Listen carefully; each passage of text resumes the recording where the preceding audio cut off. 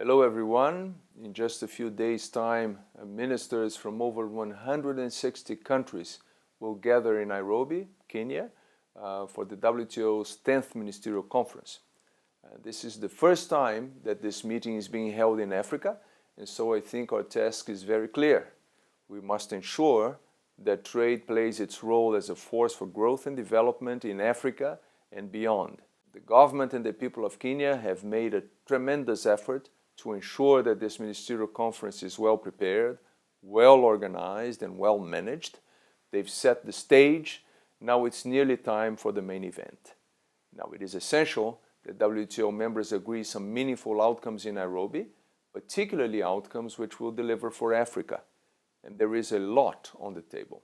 Ministers will be asked to approve the WTO membership of Liberia and Afghanistan.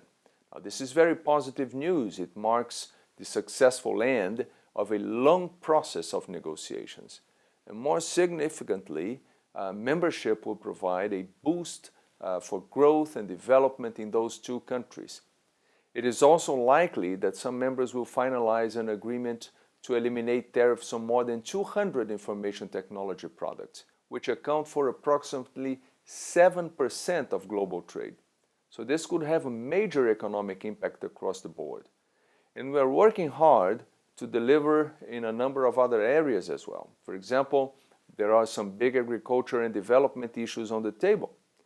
WTO members are now discussing some important potential deliverables in those areas, including measures on export competition in agriculture, as well as a set of measures aimed at boosting the least developed countries' capacity to trade. Agreement on these issues alone would represent a significant outcome for Africa and for developing nations around the world.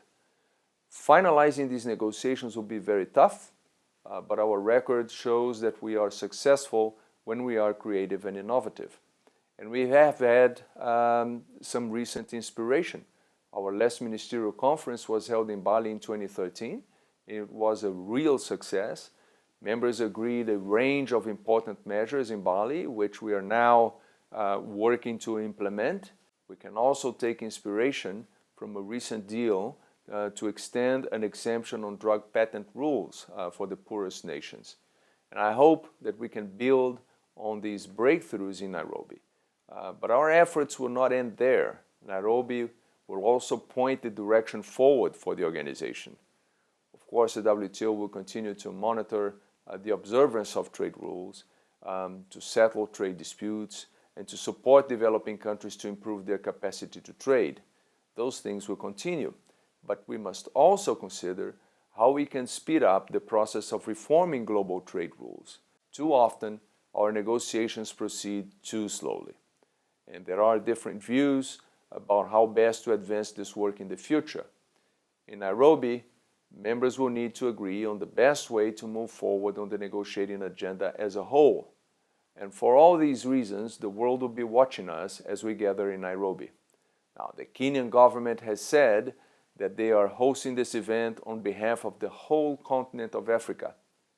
When I think of Africa, I think of its dynamism.